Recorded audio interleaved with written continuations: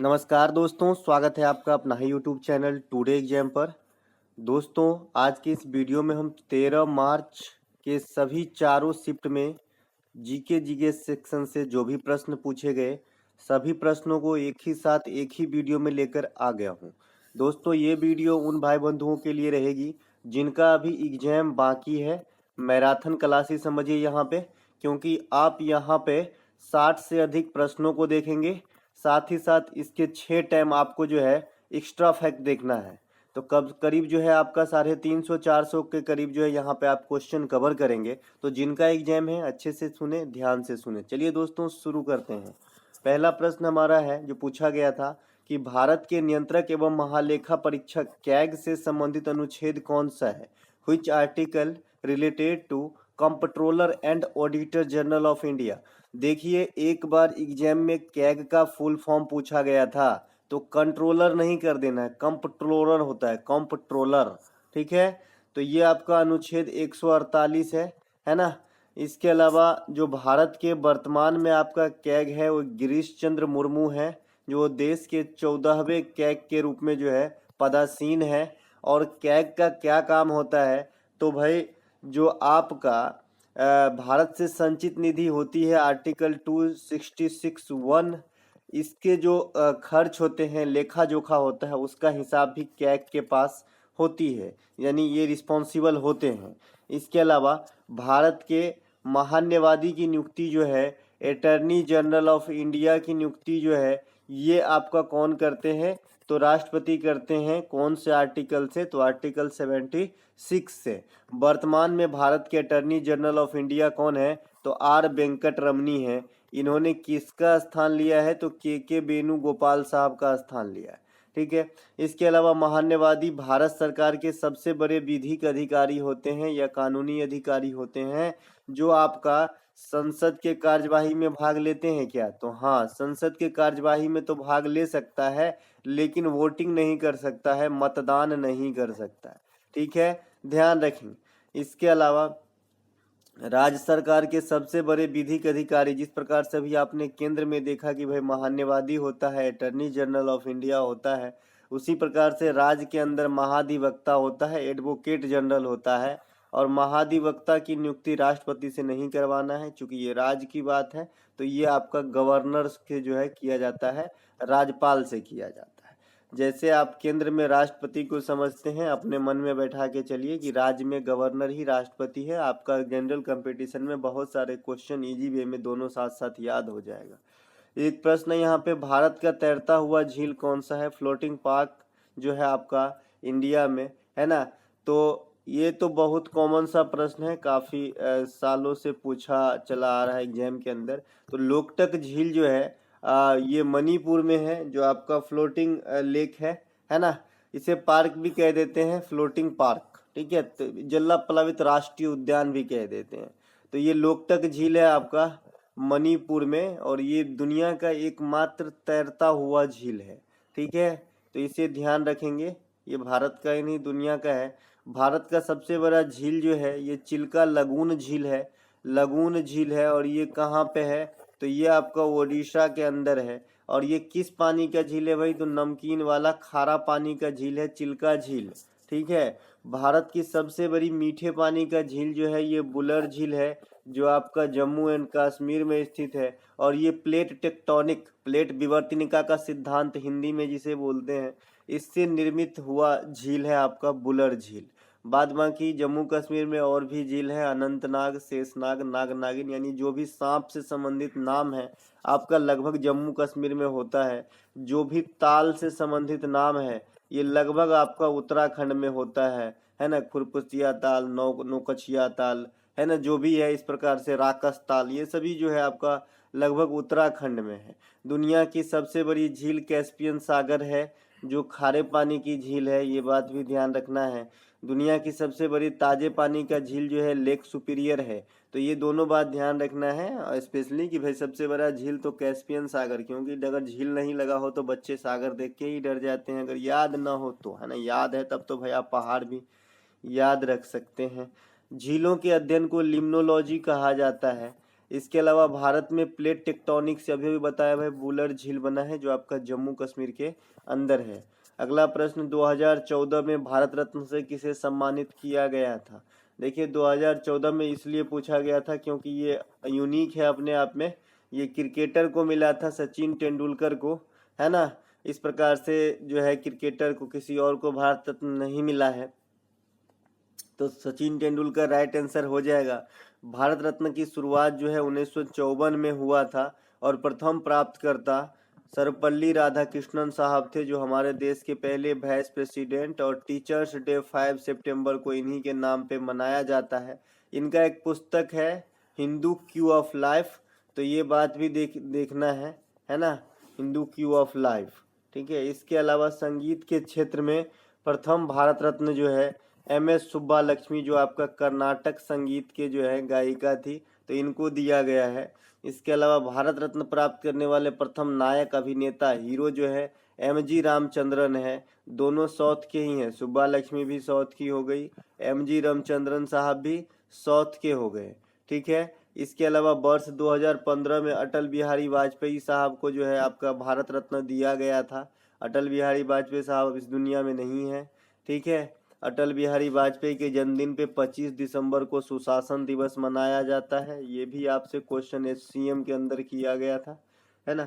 इसके अलावा भारत रत्न पाने वाला विदेशी जो है आपका नेल्सन मंडेला है, खान अब्दुल गफ्फार खान है, मदर टेरेसा का भी नाम आप दे सकते हैं, क्योंकि मदर टेरेसा जो है ये पूर्णतः भारतीय महिला नहीं थी, ये अल्बानिया के रहने वाली थी। ये भी आपसे एग्जाम में क्वेश्चन करता है कि मदर टेरेसा किस देश के रहने वाली थी, तो अल्बानिया बता दीजिएगा, है ना। तो सबसे पहले अगर ये जो आपका भारत रत्न विदेशियों को देने की बात आएगा तो खान अब्दुल गफ्फार खान हो जाएगा, ठीक है। इसके अलावा भारत रत्न प्राप्त करने वाला प्रथम महिला इंदिरा गांधी है, तो ये बात भी आपको ध्यान रखना है। इसके अलावा किस राज्य को पहले कलिंग के नाम से जानते हैं? तो पहले उड़ीसा को कलिंग के नाम से जानते हैं, और आज भी उड़ीसा को कहीं कहीं कलिंग कहा जाता है। हाथी गुम्फा अभिलेख कलिंग नरेश खारवेल से संबंधित है, तो ये बात भी ध्यान रखेंगे। खारवेल, है ना, कलिंग नरेश खारवेल। खारवेल की राजधानी उस समय कहाँ पर रखी थी अपनी राजधानी कलिंग की? तोसली, ये भी एग्जाम में पूछा गया है, ठीक है। और हाथी गुम्फा अभिलेख सबसे पुराना अभिलेख माना जाता है, तो ये बात भी ध्यान रखें। इसके अलावा कलिंग युद्ध मौर्य साम्राज्य अशोक के ने लड़ा था कितने में? 261 BC में, और इसी युद्ध के बाद जो है इन्होंने बौद्ध धर्म को अपना लिया था। और बौद्ध धर्म की दीक्षा किससे ली थी? उपगुप्त से ली थी। अशोक को क्या कहा जाता है? देवनाम पियदसी कहा जाता है। इसके बाद अशोक ने क्या क्या बनवाया? सांची का स्तूप बनाया, तृतीय बौद्ध संगति पाटलिपुत्र में करवाए। ये सभी काम अशोक से रिलेटेड नाम वगैरह जो है। इसके अलावा ओडिशा के तट को उत्कल तट कहा जाता है। ये पूर्वी घाटीय तट है ना, जैसे कोंकण तट, पश्चिमी घाट, ये सब तो पश्चिमी घाटीय हो गई, लेकिन उत्कल तट पूर्वी घाटीय में आ जाएगा। उड़ीसा में महेंद्रगिरी की पहाड़ी स्थित है। ये एक्स्ट्रा फैक्ट कल आपके हूबहू एग्जाम में छपे थे, है ना। ये 3rd शिफ्ट में आया था, नहीं सॉरी 2nd शिफ्ट में आया था, और ये 1st शिफ्ट का मैं अभी बता रहा हूँ। इसके अलावा गोटी पुआ और नौखाई त्योहार, ये भी आपका उड़ीसा से है, जिसमें नौखाई तो त्योहार है और गोटी पुआ नृत्य का स्वरूप है, ठीक है, तो ध्यान रखेंगे। इसके अलावा ओलिव रिडले कछुआ की प्रजाति कहाँ पाई जाती है? अगर आपसे कोई पूछ ले कि भाई ओलिव रिडले जो है ये कछुआ की प्रजाति कहाँ पे मिलती है इंडिया के अंदर, तो ओडिशा के अंदर मिलती है। ओडिशा में एक गहिरमाथा कछुआ अभयारण्य भी है, ये बात भी ध्यान रखेंगे। उड़ीसा में चिल्का झील तो है, ये है। कोणार्क का सूर्य मंदिर भी है उड़ीसा के अंदर, जिसे ब्लैक पैगोडा कहा जाता है, ठीक है। तो ये सभी बातों को आपको ध्यान रखते हुए आगे बढ़ जाना है। साथ ही साथ जो हॉकी वर्ल्ड कप 2023 हुआ है, ये आपका उड़ीसा के अंदर हुआ है, और इसका जो आपका मस्कट था, जो लोग आपका जो शुभंकर कहते हैं हिंदी में, तो ये जो है ओलिव रिडले कछुआ के नाम पे रखा गया था, तो ये बात भी ध्यान रखेंगे। इसके अलावा कॉमनवेल्थ गेम यानी राष्ट्रमंडल गेम 2022 में कहाँ पर हुआ है? सीधा सीधा पूछा था, तो बर्मिंघम इंग्लैंड के अंदर हुआ था। यह 22वीं राष्ट्रमंडल खेल है। ये क्रमांक में देखें तो ये 22वें नंबर का राष्ट्रमंडल खेल है। राष्ट्रमंडल खेल की शुरुआत 1930 में हिमिल्टन कनाडा से होती है और 1934 में जो है भारत भाग लेना स्टार्ट करते हैं। राष्ट्रमंडल खेल 2022 में भारत ने 61 पदक प्राप्त किए हैं और चौथा स्थान हासिल किया है। पहला स्थान जो है ऑस्ट्रेलिया को मिला है सर्वाधिक पदक जीतने हेतु। इस 61 पदक में भारत ने 22 गोल्ड जीता था, 16 रजत और आपका 23 ब्रॉन्ज जीत पाए थे। ओपनिंग समारोह के ध्वजवाहक पीवी सिंधु और मनप्रीत सिंह हैं। वीवीआई कर लीजिएगा, जब पूछने लगता है ना तो दिन रात पूछता है। इसके अलावा समापन समारोह के ध्वजवाहक जो है निखत जरीन और शरत कमल है। शरत कमल और निखत जरीन। निखत जरीन पेशेवर भारतीय महिला बॉक्सर है जिन्होंने 2022 के अंदर विश्व महिला बॉक्सिंग चैंपियनशिप में भारत के लिए गोल्ड जीत करके लाई और ये तेलंगाना राज्य से बिलोंग करती है। तो ये भी आपसे पूछा जाता है कि निखत जरीन किस राज्य से हैं। ठीक है। इसके अलावा मस्कट पेरी द बुल को रखा गया था। कॉमनवेल्थ गेम को पहले कभी ब्रिटिश एम्पायर गेम कहा जाता था। ये गेम उन देशों के समूहों का गेम है जो कभी पहले ब्रिटिश राज के अधीन रहा हो। ठीक है। इसके अलावा भारत में कॉमनवेल्थ गेम हुआ है क्या? तो हाँ हुआ है भाई, 2010 ईस्वी के अंदर हुआ है। तो ये बात भी आपको ध्यान रखना है। भारत में एशियाई गेम कॉमनवेल्थ गेम तो हुआ है लेकिन आपका ओलंपिक का खेल कभी भी नहीं हुआ है, ध्यान रखेंगे। इसके अलावा कांग्रेस के प्रथम अधिवेशन में कुल कितने सदस्य भाग लिए थे? तो प्रथम अधिवेशन में कुल 72 सदस्य भाग लिए थे। प्रथम बैठक जो हुआ था ये गोकुलदास तेजपाल संस्कृत विद्यालय मुंबई में हुआ था, जिसके प्रथम अध्यक्ष व्योमेश चंद्र बनर्जी थे। इन 72 सदस्यों का जो अध्यक्ष थे ये व्योमेश चंद्र बनर्जी थे। ठीक है। तो प्रथम बैठक में 72 सदस्य भाग लिए। प्रथम बैठक की अध्यक्षता व्योमेश चंद्र बनर्जी ने की है। प्रथम बैठक जो है मुंबई के गोकुलदास संस्कृत तेजपाल विद्यालय में हुआ। कांग्रेस की स्थापना 1885 में एओ ह्यूम के द्वारा हुआ था। कांग्रेस के वर्तमान अध्यक्ष मल्लिकार्जुन खड़गे हैं। कांग्रेस के प्रथम मुस्लिम अध्यक्ष जो हैं ये बदरुद्दीन तैयब जी 1887 में मद्रास अधिवेशन की अध्यक्षता किए थे। कांग्रेस के प्रथम अंग्रेज अध्यक्ष अगर आपसे पूछ दिया जाए खुदा न खास्ता तो जॉर्ज यूले बता दीजिएगा। जॉर्ज यूले जो है ये कांग्रेस के प्रथम अंग्रेज अध्यक्ष हुए। अगर कांग्रेस के प्रथम पारसी अध्यक्ष पूछ दे तो दादा भाई नौरोजी बता देना। दादा भाई नौरोजी बता देना, ये कांग्रेस के प्रथम पारसी अध्यक्ष हैं। ठीक है। इसके अलावा कांग्रेस के प्रथम महिला अध्यक्ष जो है ये एनी बेसेंट हैं और भारतीय महिला कहेंगे तो फिर सरोजनी नायडू हो जाएगा 1925 के अंदर। ठीक है। तो ये दोनों बात ध्यान रखेंगे। कांग्रेस में प्रथम बार फूट जो पड़ी थी ये आपका 1907 ईस्वी में पड़ा था। यहाँ पे नरम दल और गरम दल में बंटवारा हो गया था। गरम दल के नेता में आप समझते हैं लाल बाल पाल हैं और इन लाल बाल पाल में जो है आपका नाम भी पूछ देता है। तो पाल से हो गया बिपिन चंद्र पाल, लाल से हो गया लाला लाजपत राय और बाल से हो गया आपका कौन? बाल गंगाधर तिलक। ठीक है। 1907 में विभाजन हुआ, इसकी अध्यक्षता रास बिहारी घोष साहब कर रहे थे और ये 1907 में फूट पड़ा रहा 1916 तक। फिर 1916 में कांग्रेस जो है फिर से एक हो गए, है ना। और ये जो 1916 की अध्यक्षता थी बैठक थी, ये लखनऊ में हो रही थी और 1916 वाली बैठक की अध्यक्षता अंबिका चरण मजुमदार ने किया था। कांग्रेस की कुछ और बैठक हैं जो इम्पोर्टेंट हैं। 1929 की लाहौर अधिवेशन, इसमें स्वतंत्रता स्वराज की मांग की गई थी। जवाहरलाल नेहरू इसके अध्यक्ष थे। वर्ष 2021-22 के लिए किसे hockey player of the year घोषित किया गया है? तो हरमनप्रीत सिंह को जो है 21-22 के लिए hockey player of the year घोषित किया गया है। हॉकी वर्ल्ड कप 2023 का आयोजन ओडिशा के कलिंगा स्टेडियम और आपका बिरसा मुंडा स्टेडियम में हुआ था। अगर आपसे पूछे भाई कलिंगा स्टेडियम उड़ीसा के किस राज्य में है और बिरसा मुंडा स्टेडियम चूंकि हाल का ही है, ज़्यादा पुराना नहीं है, तो पूछा जा सकता है। तो बिरसा मुंडा स्टेडियम आपका राउरकेला में है और कलिंगा स्टेडियम आपका भुवनेश्वर में है। ICC T20 cricketer of the year 2022 जो है सूर्य कुमार यादव को मिल चुका है, तो इसे भी ध्यान रखेंगे। सूर्य कुमार यादव जो है आपका उभरता हुआ सितारा है और अभी अभी जो है इन्होंने बहुत सारे कारनामा किया है और पिछले साल यानी 2022 में बहुत कम बॉल में जो है सर्वाधिक टी20 रन बनाए थे। ICC cricketer of the year 2021 जो है ये शाहीन अफरीदी, शाहिद नहीं भाई, शाहिद अफरीदी तो बूढ़ा हो गया, शाहीन अफरीदी सुने हैं कि शाहिद अफरीदी जो है शादी कराएंगे इनका, शाहीन अफरीदी का। इसके अलावा इनक्रेडिबल का साइनोनेम पूछा गया था, कल एक बच्चा बोल रहे थे कि एंटो पूछा गया था इसका। ठीक है भाई, साइनो एंटो वर्ड तो बता दिया था कि इनक्रेडिबल का जो हो जाएगा, इनक्रेडिबल मतलब जैसे आप देखे होंगे, अगर पॉजिटिव सेंस में लीजिए तो अद्वितीय, है ना, जिसका कोई जवाब न हो। जैसे इनक्रेडिबल इंडिया आपने ट्रेन वगैरह पे एडवर्टाइजमेंट वगैरह में दिखे होंगे लिखा, है ना। तो इनक्रेडिबल का मतलब होता है अविश्वसनीय, तो इसका उल्टा क्रेडिबल भी हो सकता है, रियल भी हो सकता है। इसके अलावा सोडियम का परमाणु भार कितना है, तो 23 होता है। सोडियम का सूत्र आपका Na होता है। साधारण नमक को सोडियम क्लोराइड NaCl कहा जाता है। इसकी आधुनिक आवर्त सारणी में टोटल 118 ज्ञात तत्व हैं। 118 ज्ञात तत्वों में तत्वों का कॉन्फ़िगरेशन अगर आपसे पूछ ले तो क्या बताइएगा। 91 धातु है, 20 अधातु है और 7 उपधातु है, सभी को जोड़ लेंगे हो जाएगा आपका 118। आधुनिक आवर्त सारणी के खोजकर्ता मोसले हैं, जिसमें 7 आवर्त हैं और 18 वर्ग हैं।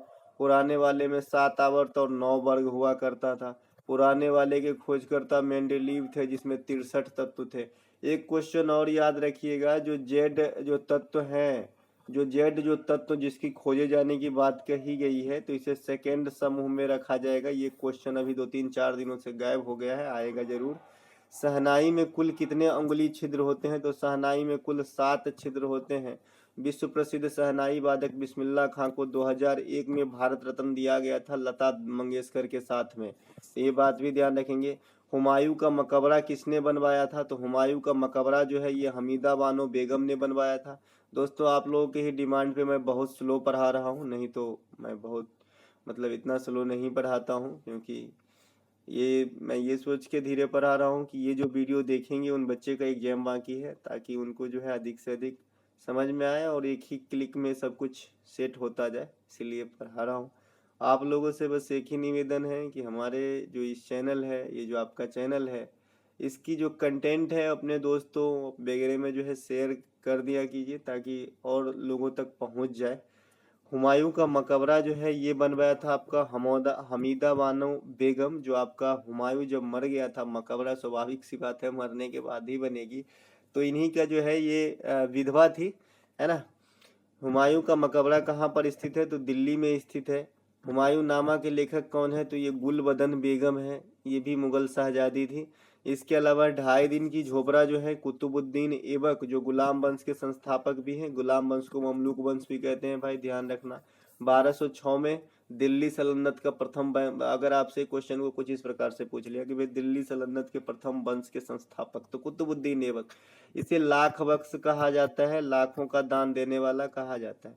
बीबी का मकबरा औरंगाबाद महाराष्ट्र में है, जो रबिया दुर्रानी की कब्र है, तो ये बात भी आपको ध्यान रखना है। इसके अलावा जो है आपका विजय हजारे ट्रॉफी 2022 के विजेता कौन है, तो सौराष्ट्र है। रणजी ट्रॉफी 2022 के विजेता मध्य प्रदेश है, महाराष्ट्र को पछाड़ के।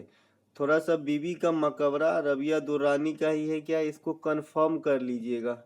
थोड़ा सा समरन ये हो रहा है, हाँ रबिया दुर्रानी का ही है ना। थोड़ा सा कंफर्म मार लीजिएगा एक बार। अगला जो प्रश्न है, ये प्रश्न है हमारा कि 7वीं अनुसूची में क्या क्या शामिल है, आपसे पूछा गया था। संघ सूची, राज सूची और समवर्ती सूची शामिल किए गए हैं।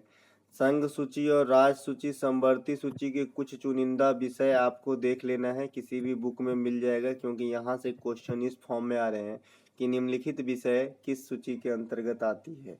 ठीक है, समवर्ती सूची का जो प्रावधान है ये आपका ऑस्ट्रेलिया के संविधान से लिया गया है, और मजबूत संघ की जो बात कही गई है ये आपका कनाडा के संविधान से प्रेरित है। संघ सूची पे कानून सेंट्रल गवर्नमेंट बनाते हैं, राज सूची पे कानून सेंट्रल गवर्नमेंट नहीं बनाते हैं जनरली, लेकिन विशेष परिस्थिति में सेंट्रल गवर्नमेंट भी बना सकते हैं, वैसे राज्य जो है बनाती है। समवर्ती सूची पे केंद्र और राज्य दोनों मिलकर कानून बनाती है। भारतीय संविधान में कुल 12 अनुसूचियां हैं, लेकिन जब संविधान बने थे उस समय 8 अनुसूचियां थी। वर्तमान में कुल 22 भाग हैं, जो आपके 25 भागों में विभक्त हैं। ठीक है, इसके अलावा तमिल नव वर्ष को जो है किस त्योहार के रूप में मनाया जाता है। ठीक है, तो पोतांदू बोलते हैं इसे। मैंने पहले बता के रखा है तमिलनाडु के बारे में। तमिलनाडु जो है बीरप्पन के लिए ही फेमस नहीं है, और सब चीज के लिए फेमस है मेरे भाई। ठीक है, तो पोतांदू जो है तमिल नववर्ष है। जलीकट्टू एक रख लीजिए, तमिलनाडु का त्योहार है। सांडों को लड़ाता है, मतलब दौड़ाता है फिर पकड़ता है, और इसमें खतरनाक खिलाड़ी है, मतलब खेल है। इसके अलावा आपका जलीकट्टू हो गया, पोतांदू हो गया। इसके अलावा थाई पुषम भी तमिलनाडु का ही है। ठीक है, थाई पुषम भी ध्यान रखेंगे, ये भी आपका तमिलनाडु से ही ताल्लुक रखता है। ठीक है, तमिलनाडु का जो आपका शास्त्रीय नृत्य है ये आपका भरतनाट्यम है, तो ये बात भी ध्यान रखेंगे। ठीक है, इसके अलावा चलते हैं आगे। Ministry of utmost happiness, ministry of utmost happiness के लेखक कौन है ना। हाँ, तमिलनाडु का जो सबसे इम्पोर्टेंट छूट गया भाई, पोंगल भी ध्यान रखना है ना। तो मिनिस्ट्री ऑफ अटमोस्ट है ये, utmost, ministry of utmost happiness के लेखक अंद्रुति राय है। ये किताब आपसे कल पूछा गया था। एक किताब और पूछा गया था, लेकिन मैं अभी भूल रहा हूँ, कोई बच्चे कमेंट करके बताए हैं बाद में, लेकिन अभी याद नहीं आ रहा है। कुछ बेंच करके कुछ किताब था। ठीक है, इसके अलावा पलासी के युद्ध में अंग्रेजों के तरफ से किसने लड़ा था, तो रॉबर्ट क्लाइव और सिराजुद्दौला बंगाल के नवाब के बीच में जो है 1757 जो पलासी का मैदान कहाँ पर है, तो ये पश्चिम बंगाल में है। यहाँ पे लड़ाई हुई थी जिसमें बंगाल की नवाब की हार हो गई थी। रॉबर्ट क्लाइव भारत में अंग्रेज के लिए पहला गवर्नर था इंडिया में। फिर बंगाल के गवर्नर बैरन हैंगस्टस बने। फिर लॉर्ड विलियम बेंटिक भारत स्तर पे गवर्नर जनरल बने, है ना। उसके बाद जो है आपका वायसराय बन गए कौन, लॉर्ड कैनिंग। हवा से निर्मित सूक्ष्म बालू के टीले को क्या कहा जाता है, बालू का स्तूप। कल एक बच्चे ने इस क्वेश्चन पे क्या कमेंट किया, मैं तो 3-4 मिनट तक हंसता रहा कि अच्छा हुआ आपने टिब्बा मैंने बताया था भाई, बालू का स्तूप को टिब्बा भी कहा जाता है। क्या, टिब्बा। तो मैंने यहाँ पे बता दिया था कि डिब्बा नहीं टिब्बा। तो बोलता अच्छा हुआ कि कुछ और ऐसा बोला था कि ये नहीं बोले, नहीं तो कभी नहीं बोलते। तो इससे बहुत हंसी आई, आप इस वीडियो में कमेंट कर। पूर्वी घाट की सबसे ऊंची चोटी कौन सी है, तो जिंद गरहा है पूर्वी घाटी की सबसे ऊंची चोटी। इसके अलावा प्रत्येक वर्ष महिला दिवस कब मनाई जाती है, तो 8 मार्च को अंतर्राष्ट्रीय महिला दिवस सेलिब्रेट करते हैं। 13 फरवरी को राष्ट्रीय महिला दिवस मनाते हैं, और 24 जनवरी को राष्ट्रीय बालिका दिवस के रूप में मनाते हैं। तो ये तीनों ही याद रखना है कि इंटरनेशनल पे लेडीज डे तो 8 मार्च, नेशनल स्तर पे 13 फरवरी, और नेशनल स्तर पे जो है बालिका दिवस 24 मार्च को मनाया जाता है। जो आपका जनवरी है 24 मार्च नहीं, 24 जनवरी को बालिका दिवस मनाते हैं, लिखा है। इसके अलावा जो आपका 23 जनवरी है ये पराक्रम दिवस सुभाष चंद्र बोस जी के जन्मदिन पे मनाते हैं। ठीक है, और 25 जनवरी को मतदाता दिवस के रूप में मनाते हैं। तो ये बात भी आपको ध्यान रखना है। 12 जनवरी को जो है राष्ट्रीय युवा दिवस विवेकानंद साहब के जन्मदिन पे मनाते हैं, तो ये भी ध्यान रखना है। 9 जनवरी को प्रवासी भारतीय दिवस, ये भी बात आपको ध्यान रखना है। चलते हैं आगे। किस भारतीय राष्ट्रपति का जन्म आजादी के बाद हुआ था, तो ये है आपके वर्तमान पदासीन राष्ट्रपति महामहिम द्रौपदी मुर्मू साहिबा का जन्म, क्योंकि फिलहाल ये 64 वर्ष के हैं, और ये जो है आजाद भारत में जन्म लेने वाली प्रथम राष्ट्रपति हैं। द्रौपदी मुर्मू भारत की सेकेंड महिला राष्ट्रपति और प्रथम महिला आदिवासी राष्ट्रपति है। साथ ही साथ द्रौपदी मुर्मू जो है ये झारखंड राज्य में एज ए राज्यपाल गवर्नर के रूप में सेवा दे चुकी हैं, तो ये बात भी आपको ध्यान रखना है। देश के प्रथम राष्ट्रपति डॉक्टर राजेंद्र प्रसाद 2 टाइम राष्ट्रपति रहने वाले एकमात्र व्यक्ति हैं इंडिया के अंदर। राष्ट्रपति का पद आर्टिकल 52 से संबंधित है। राष्ट्रपति पर महाभियोग आर्टिकल 61 से संबंधित है। राष्ट्रपति का अध्यादेश अनुच्छेद 123 से संबंधित। देखिए ये सेकेंड शिफ्ट का क्वेश्चन है, थर्ड शिफ्ट में जब आएगा ना तो ये आर्टिकल पूछा गया है आपका 61। ठीक है, इसके अलावा अक्टूबर 2020 में प्रधानमंत्री ने किस कॉरिडोर का उद्घाटन किया था, एज अकॉर्डिंग टू ऑप्शन जो है उज्जैन स्थित महाकालेश्वर कॉरिडोर का जो है आपका उद्घाटन किया था। उज्जैन में जो है आपका कुंभ मेला लगता है। इंडिया में कुंभ मेला 4 जगह लगता है, उज्जैन, इलाहाबाद, नासिक और प्रयाग का ही बोलता है उसको, हरिद्वार। ठीक है, हरिद्वार, प्रयाग, उज्जैन और नासिक, ये 4 जगह लगते हैं। कुंभ मेला इंडिया का जो है ओवरऑल सबसे बड़ा मेला है, लेकिन सबसे बड़ा पशु मेला पूछेगा तो सोनपुर पशु मेला सबसे बड़ा है, जो आपके बिहार में है। बथुकम्मा त्योहार का नाम आपने सुना होगा, बथुकम्मा तेलंगाना से है, और वहीं से है एक मेदराम जात्रा त्योहार। ठीक है, तो मेदराम जात्रा मेला जो है ये इंडिया का सेकेंड लार्जेस्ट मेला है, तो ये बात भी ध्यान रखेंगे कुंभ के बाद। चौथा खेलो इंडिया यूथ गेम का आयोजन कहाँ हुआ था, तो हरियाणा के पंचकुला में हुआ था। और पांचवा खेलो इंडिया यूथ गेम का आयोजन मध्य प्रदेश के भोपाल में हुआ है। पहला खेलो इंडिया यूथ गेम की आयोजन 2018 में हुई थी, है ना, नई दिल्ली के अंदर, तो ये बात भी ध्यान रखना है। इसके अलावा एफटीपी का फुल फॉर्म पूछा गया था, तो फाइल ट्रांसफर प्रोटोकॉल। फिर मैंने यहीं पर एचटीपीटीपी का बताया था, और ये जो है आपके फोर्थ शिफ्ट में पूछा गया है, ठीक है। तो एचटीटीपी का जो है hyper text transfer protocol, HTML का है हाइपर टेक्स्ट मार्कअप लैंग्वेज। इसी प्रकार से आपका जो है और भी देख लेना है, कंप्यूटर में सीपीयू का देख लेना है, मिप्स का देख लेना है। मिप्स का इंपॉर्टेंट होता है, मिप्स का जो आपका प्रोसेसर मापने की जो इकाई है, मिप्स मिलियन इंस्ट्रक्शन पर सेकेंड, है ना। मिप्स का एक फ्लॉप्स भी होता है ना, फ्लोटिंग वाला होता है फ्लॉप्स, जो सुपर कंप्यूटर की जो क्षमता मापी जाती है फ्लॉप्स में। इसके अलावा हरिप्रसाद चौरसिया किससे संबंधित है, तो ये आपका बांसुरी से संबंधित है। पन्नालाल घोष, एन नीला, ये सभी बांसुरी से संबंधित है। पंडित रविशंकर सितार से संबंधित है। बिस्मिल्लाह खान शहनाई से संबंधित है। असद अली खान बीना से संबंधित है। जाकिर हुसैन तबला से संबंधित है। अल्लाह रखा तबला से संबंधित है ना। इसके अलावा चलते हैं आगे। अगला प्रश्न पूछा गया था, निम्नलिखित में से मराठा शासक कौन था। उस समय तो ऑप्शन नहीं मिले, बाद में बच्चे ने कमेंट किया कि शिवाजी ही था डायरेक्ट। तो शिवाजी तो मराठा राज्य का संस्थापक ही हैं, तो यही राइट आंसर हो जाएगा। इन्होंने 1627 में मराठा राज्य को बसाया था, तो ये भी बात ध्यान रखेंगे। 1665 में शिवाजी के साथ पुरंदर की संधि होती है, तो ये बात भी आपको ध्यान रखना है, जो आगे चल के एग्जाम में पूछा जाएगा। इसके अलावा इसरो ने हाल में ही किस देश के साथ स्पेस एक्सपो के साथ समझौता किया है। स्पेस एक्सपो जो है ये ऑस्ट्रेलिया के हैं, इनके साथ समझौता किए हैं। इसरो का जो आपका मुख्यालय है ये आपका बंगलुरु में स्थित है। स्थापना जो है 1969 में होती है। सोमनाथ साहब वर्तमान में इनके चीफ हैं, जो के सिवन का स्थान लिए हैं, ठीक है। तो ये सब जो है ध्यान रखेंगे। अगला जो प्रश्न पूछा गया, ये प्रश्न है, ढींग एक्सप्रेस किस खिलाड़ी का उपनाम है, तो ये आपका हिमा दास का है। पहले भी बता रखा था मैंने। हिमा दास जो है ये भारतीय राज्य असम से बिलोंग करती है।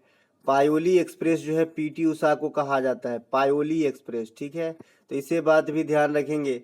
रावलपिंडी एक्सप्रेस जो है शोएब अख्तर तेज बॉलर थे, ये पाकिस्तान के हैं। टर्मिनेटर जो है हरभजन सिंह को कहा जाता है, और इंडिया के लिए पहला बार टेस्ट क्रिकेट में हैट्रिक विकेट लेने वाला हरभजन सिंह है। चाइना का दीवार और भरोसेमंद ये राहुल द्रविड़ साहब को कहा जाता है, जो वर्तमान में भारतीय टीम के मुख्य कोच हैं। इसके अलावा हरियाणा हरिकेन कपिल देव को कहा जाता है, जो प्रथम वर्ल्ड कप 1983 विजय अभियान में शामिल रहे। निखत जरीन तेलंगाना की बॉक्सर महिला है। वहीं पे एक मीराबाई चानू को पूछा जाता है, जो मणिपुर राज्य से ताल्लुक रखती है, जो नीचे पॉइंट में आप देख ही रहे हैं। इसके अलावा अंडर 90 वुमेन वर्ल्ड कप 2022 किस देश में हुआ है, तो ये आपका साउथ अफ्रीका में हुआ है।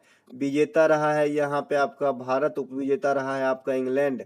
यह भारत की अंडर 90 प्रथम वर्ल्ड कप विजय थी, तो ये बात भी आपको ध्यान रखना है। लेकिन जो पुरुष वाला अंडर 90 वर्ल्ड कप है वो भारत 5 टाइम जीत चुका है, और 2022 वाला भी जीता था, ठीक है। तो पुरुष वाला आईसीसी अंडर 90 जो क्रिकेट हुआ था मेल वाला अंडर 90 वाला, ये आपका वेस्ट इंडीज के अंदर हुआ था, कैरेबियाई देशों में, ठीक है। तो ये बात भी ध्यान रखना है, भारत ही जीता था।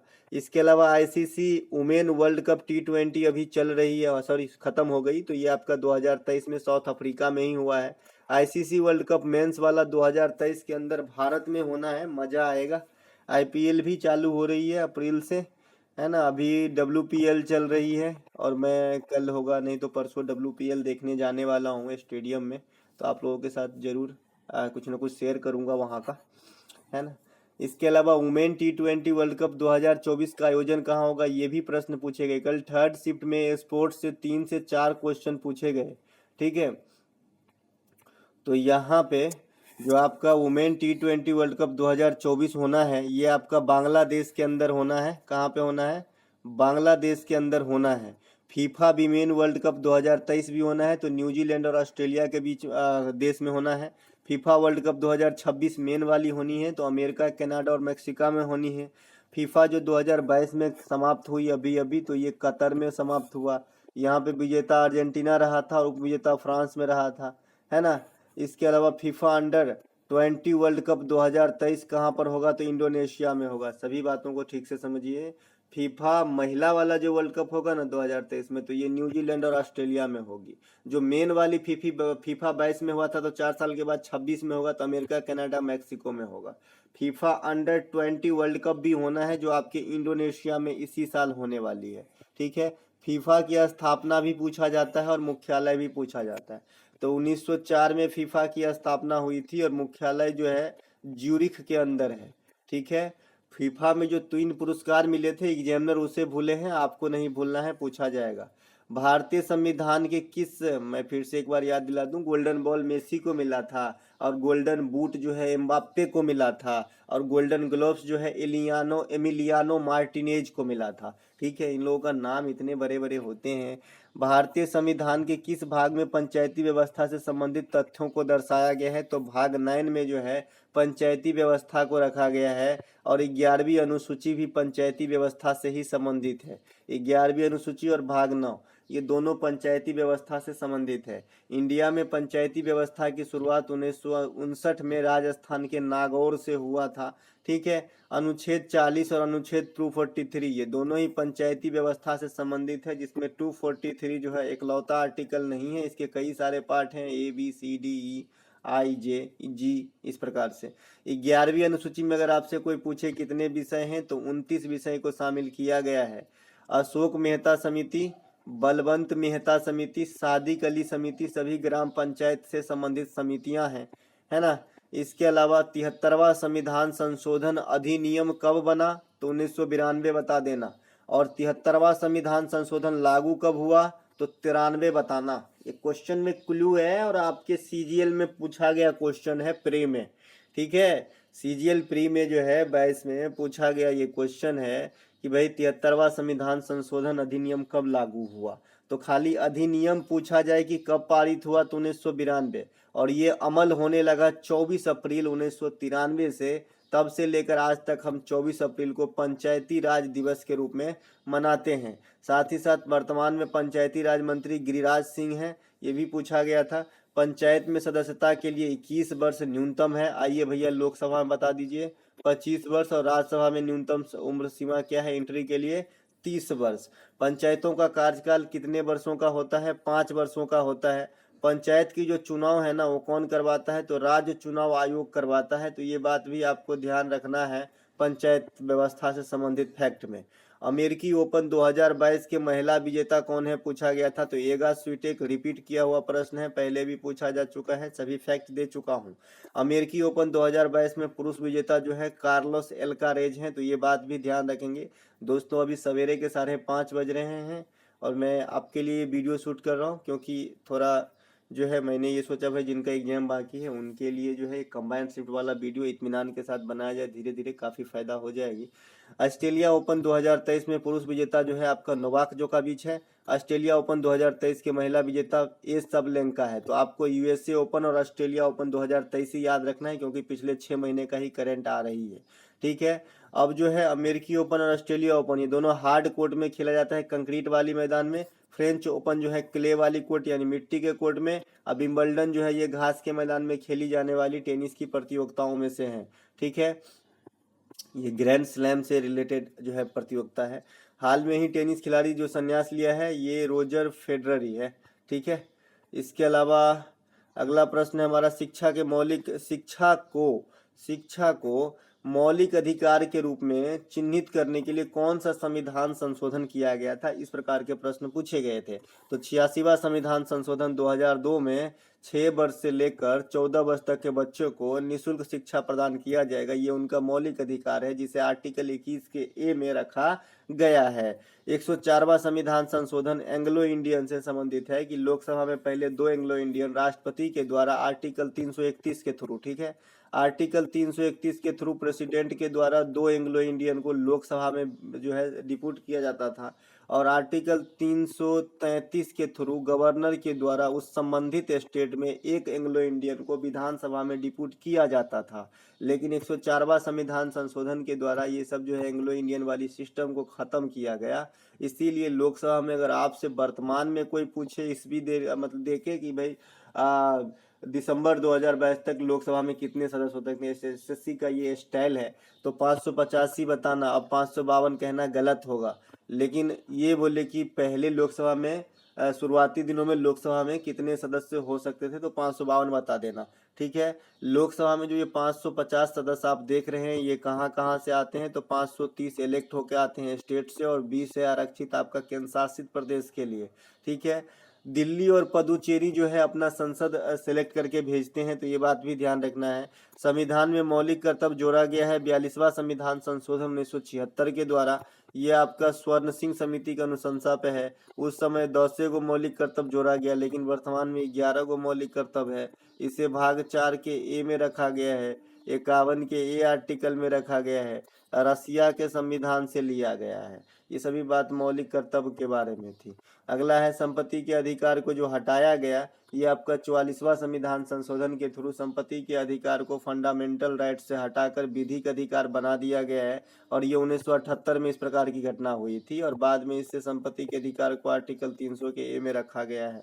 52वां संविधान संशोधन दल बदल से संबंधित है, अनुसूचित 10 भी दल बदल से संबंधित है। 52वां संविधान संशोधन 1985 में हुआ था। इसके अलावा संविधान संशोधन की प्रक्रिया जो है दक्षिण अफ्रीका के संविधान से लिया गया, आर्टिकल 368 से संबंधित है। चौथा खेलो इंडिया यूथ गेम का आयोजन जो है हरियाणा के पंचकुला में हुआ। ये क्वेश्चन रिपीट हुआ जैसे कि आपने पहले भी सुना। शुरुआती संस्करण 2018 नई दिल्ली में हुआ था। चौथा खेलो इंडिया यूथ गेम का जो शुभंकर जया और विजय था, जया काला हिरन और विजय जो है बाघ है। इस खेलो इंडिया यूथ गेम में 5 भारत के पारंपरिक खेलों को शामिल किया गया था। इंपॉर्टेंट फैक्ट है ये कि कितने पारंपरिक खेलों को शामिल किया गया था। 36वां राष्ट्रीय खेल का आयोजन गुजरात में हुआ था। 36वें राष्ट्रीय खेल में 36 खेल शामिल थे जो गुजरात के विभिन्न 6 शहरों में करवाए गए थे। छकाक 36। 37वें राष्ट्रीय खेल जो होगा 2023 के अंदर अक्टूबर में गोवा के अंदर होगा। सावाज जो था ये 36वें राष्ट्रीय खेल के शुभंकर थे। 36वें राष्ट्रीय खेल के विजेता जो है सर्वश्रेष्ठ टीम है, सबसे अधिक गोल्ड जीत के, और ओवरऑल सबसे अधिक पदक जो है महाराष्ट्र की टीम ने जीता है। रणजी ट्रॉफी 2022 के विजेता मध्य प्रदेश है, महाराष्ट्र को पछाड़ के। ठीक है, अल नीनो गर्म जलधारा किस देश के समीप आती है, तो दक्षिण अमेरिकी बेल्ट में आती है। पेरू तथा इक्वाडोर, चिली में भी थोड़ा बहुत आ सकता है, लेकिन पेरू और इक्वाडोर में विस्तृत पैमाने पे आता है। अल नीनो क्या होता है, ला नीनो क्या होता है, तो अल नीनो जो है ये गर्म कर देता है जल को प्रशांत महासागर में, और ला नीनो जो है ये ठंडा कर देता है जल को प्रशांत महासागर में। प्रशांत महासागर में उठने वाली ये दोनों क्रियाएं हैं, विशेषता है। मरियाना खाई जो है प्रशांत महासागर में स्थित है। दुनिया की सबसे गहराई वाली स्थल है, 11,033 मीटर गहराई के साथ चैलेंजर गर्त में मरियाना खाई जो है प्रशांत महासागर में स्थित है। प्रशांत महासागर दुनिया की सबसे बड़ी महासागर, सबसे गहरी महासागर है, सर्किल ऑफ फायर के लिए भी जाने जाते हैं। इसके अलावा चलते हैं आगे। अगला प्रश्न पूछा गया था, कॉमनवेल्थ गेम 2022 में भारत के लिए पहला स्वर्ण पदक तो है मीराबाई चानू। 49 kg के वेट लिफ्टिंग में जो है मीराबाई चानू 2022 कॉमनवेल्थ गेम जो आपका 22वां कॉमनवेल्थ गेम था, इसमें पहला गोल्ड जो है भारत को दिलाया था। यहाँ पे टोटल भारत कितने गोल्ड प्राप्त किए थे मैंने इसी वीडियो में बताया, आप लोग मुझे कमेंट करके बताएंगे। भारत ने कुल 61 पदक प्राप्त की करके जो है चौथा स्थान हासिल किया था। सबसे अधिक पदक ऑस्ट्रेलिया ने प्राप्त किया था, है ना, और इसके बारे में तो एक्स्ट्रा फैक्ट दे ही चुके हैं आगे। 500 वर्ष से अधिक पुरानी लोक नृत्य जो असम में की जाती है, इसमें लोक शब्द ज्यादा हो गया था, लोक कोई ऐसा इंक्लूड नहीं था, खाली नृत्य था कि 500 वर्ष पुराने नृत्य जो असम में जो है की जाती है। ठीक है, तो सतरिया ऑप्शन में था और कुछ भी ऑप्शन में नहीं था, बच्चे ने जैसा कमेंट किया। तो अगर लोक शब्द नहीं होगा तो सतरिया आंसर फिर परफेक्ट है, क्योंकि क्लासिकल सॉन्ग तो ये 2000 में बना है। ठीक है, तो सतरिया राइट आंसर हो सकता है। शंकर देव जो है इसके संचालन करता है, जो वैष्णव संत थे। बागुरम्बा भी असम का नृत्य है। ठीक है, इसके अलावा बिहू असम का त्योहार है जो कई प्रकार के होते हैं, बेसिकली 3 प्रकार के होते हैं, पोंगी काटी बिहू, है ना, भोगाली बिहू, इस प्रकार का रंगोली बिहू। पूना पैक्ट से संबंधित एक तथ्य आया था, लेकिन बाद में एक क्वेश्चन उभर कर आया कि भाई डेक्कन की रानी पुणे को कहा जाता है, ये क्वेश्चन पूछा गया था। हालांकि जो पूना पैक्ट है इसके बारे में भी आपको ध्यान रखना चाहिए। 1932 में भीमराव अंबेडकर प्लस गांधी जी के बीच में जो है होता है। इस पैक्ट के जो है परिणाम स्वरूप जो अनुसूचित जाति हैं उनको जो है कुछ रियायत बरती गई, कुछ सुविधा मुहैया कराई गई थी। IBM 360 किस कंप्यूटर हैं, किस पीढ़ी के कंप्यूटर हैं, तो ये 3rd जनरेशन के कंप्यूटर हैं। अब यहाँ से थोड़ा सा कान खोल लीजिए। प्रथम जनरेशन में निर्वात ट्यूब यानी वैक्यूम का प्रयोग किया गया था। 2nd जनरेशन में ट्रांजिस्टर का प्रयोग किया गया था। ट्रांजिस्टर का जो आविष्कारक हैं शॉकले हैं और बार्डिन है। जॉन बार्डिन और विलियम शॉकले जो है ट्रांजिस्टर के आविष्कारक हैं। तीसरी जनरेशन की जो कंप्यूटर थी उसमें जो है आपका IC चिप का आविष्कारक की मतलब प्रयोग किया गया था। IC चिप के आविष्कारक जो है जैक किल्बी हैं। और चौथे जनरेशन में मैक्रो प्रोसेसर का यूज किया गया था। और पांचवा में आर्टिफिशियल इंटेलिजेंस है। कंप्यूटर के पिता चार्ल्स बबेज को कहा जाता है, लेकिन सुपर कंप्यूटर के पिता सैमुअल क्रे को कहा जाता है। भारत में सुपर कंप्यूटर का पिता विजय भटकर साहब को कहा जाता है। भारत में सीडेक संस्था है जो आपको सुपर कंप्यूटर से रिलेटेड काम करती है। इसके अलावा अंतर्राष्ट्रीय सौर गठबंधन 2022 में अध्यक्ष किसे चुना गया, तो भारत को चुना गया है। अंतर्राष्ट्रीय सौर अलायंस जो ISA है इसका मुख्यालय आपका भारत के गुड़गांव में स्थित है, तो ये बात भी ध्यान रखना है। इसके अलावा जतीन गोस्वामी का संबंध किस नृत्य से है, तो ये आपका सतरिया नृत्य है जो असम से संबंधित है, अभी बताया था। इसके अलावा सतरिया नृत्य जो है जो संचालन करता है शंकर देव है, ये चित्र बता ही दिया। इसके अलावा पुरंदर की संधि, देखिए एक्स्ट्रा फैक्ट कितने काम के होते हैं, जो भी बकूंगा मुंह से भी अगर बोलूँ ना, मुंह से भी निकल गया ना भाई, तो भी आपके लिए इम्पोर्टेंट ही है, ठीक है। तो पुरंदर की संधि जो है 1665 ईस्वी में होती है, शिवाजी से रिलेटेड है, ठीक है। एक मैंने कल बताया था भाई आपका सालाबाई की संधि है ना, तो ये बात भी ध्यान रखेंगे। संधियां से काफी क्वेश्चन पूछे जाते हैं, क्योंकि सभी का ईस्वी जो है थोड़ा बहुत का डिफरेंस में जो है कंफ्यूजन की चांस बनती है। दूध का pH मान कितना होता है, 6.4 होता है। जब किसी चीज का pH मान 7 से कम होती है तो उसे हम अम्लीय कहते हैं, अल्कलाइन कहते हैं। 7 से अधिक होता है तो जो है आपका क्षारीय कहते हैं, ठीक है, क्षारीय कहते हैं, ठीक है। इसके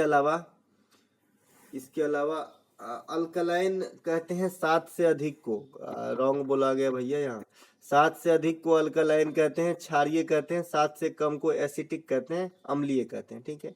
7 रहे तो उदासीन कहते हैं। छौ कहाँ का लोक नृत्य है, तो उड़ीसा, झारखंड, पश्चिमी बंगाल, इस प्रकार से जो है आपका छौ जो है यहाँ पे मिल जाएगा आपको छौ देखने को। साथ ही साथ इसमें ऑप्शन कुछ राज्य नहीं दिया गया था, इसमें आपके ऑप्शन दिए गए थे पूर्वी भाग, पश्चिमी भाग, दक्षिणी भाग, इस प्रकार का, तो आप पूर्वी भाग लगा देना था। भूकंप का तरंग कौन सा जो है भूकंपीय तरंग का उदाहरण है, इस प्रकार के प्रश्न आए हैं, तो PSL, ये तीनों ही भूकंपीय तरंग ही है। P से प्राथमिक प्राइमरी, S से सेकेंडरी और L से लव तरंग होता है। लव प्यार वाला लव नहीं भाई, लव जो है एक वैज्ञानिक का नाम था, ठीक है। पी, अब इसकी चाल की बात कर ले, मैं इसमें डिफरेंशिएट करके बता दिया था कि इससे कोई भी क्वेश्चन पूछेगा तो आपसे नहीं छूटना चाहिए। सबसे अधिक चाल की बात कर ले वेलोसिटी का, तो पी का होता है, फिर एस का होता है और सबसे कम एल का होता है। ये तो हो गई भाई वेग की बात। सबसे ज्यादा डेंजरस की बात करें ना, सबसे ज्यादा क्षति जब पहुंचाता है, सबसे ज्यादा एल पहुंचाता है, फिर सेकेंडरी पहुंचाता है और सबसे कम प्राइमरी पहुंचाता है। जो जितना फास्ट चलता है उतना कम मतलब खतरनाक है। एक बात और एल तरंग के बारे में बताया था कि एल तरंग जब जहां से भूकंप की उत्पत्ति होती है एपिसेंटर से, तो ये सिर्फ नीचे की तरफ ही जाता है। इसकी झटका, इसके जो तरंग है वो नीचे की तरफ ही जाते हैं, ऊपर की तरफ नहीं आते हैं। बाद में कि पी और एस का जो है ऊपर की तरफ भी और नीचे की तरफ भी इसके कण की प्रभाव जाती है। भूकंप को हम रिक्टर स्केल पे मापते हैं और सिस्मोग्राफ जो है सिस्मोग्राफ यंत्र से मापते हैं, ठीक है। और भूकंप के अध्ययन को सिस्मोलॉजी कहा जाता है। जहां भी लॉजी शब्द लग जाता है ना, समझिएगा पढ़ाई हो रहा है। राष्ट्रपति पर महाभियोग बताया था कि आया है बाद में, तो आर्टिकल 61 जो है राष्ट्रपति से संबंधित अन्य चीज तो मैं बता ही दिया। वैसे राष्ट्रपति से संबंधित अगर आपको याद रखना है तो पकानी कोका दियो दसम याद रख सकते हो। पकानी कोका दियो दसम, प से पद, क से कार्यपालिका का प्रधान, नी से निर्वाचन, इस प्रकार से आ जाता है। दियो दसम लास्ट में ले ले, तो लास्ट में अगर दसम को ले ले तो म से हो जाएगा महाभियोग, स से हो जाएगा शपथ, इस प्रकार से आ जाता है। और ये 52 से लेकर 61 तक के लगातार एक एक पॉइंट का अर्थ है। पकानी कोका दियो, हर्षुकार यो, दुओ दसम, ठीक है। फनी भले लगता है लेकिन जब एग्जाम में नंबर मिल जाती है ना गुरु, मजा आ जाता है ना, मन वृंदावन हो जाता है।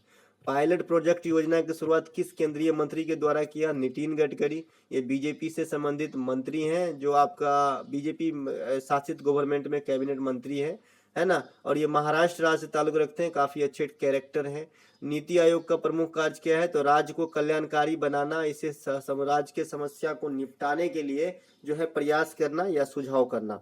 बता दे दोस्तों, एक क्वेश्चन आपसे पूछा जाता है कि राज्य के नीति निषेध तत्व जो है वो उद्देश्य क्या है। नीति निषेध तत्व का तो जो है राज्य को कल्याणकारी राज्य बनाना नीति निषेध तत्व का उद्देश्य है। तो ये बात भी ध्यान रखना है।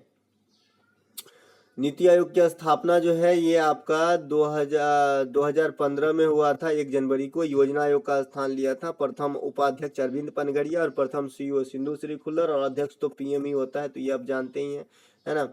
इसके अलावा 2022 में भौतिक के क्षेत्र में नोबेल पुरस्कार किसे नहीं दिया गया था, पूछा गया था। तो इन दोनों दो को दिया हो गया और एक इनमें से कोई नहीं होगा और एक कोई अन्य होगा, ठीक है। तो इन दोनों को तो दिया ही है, क्लोजर को और एलन एस्पेक्ट को।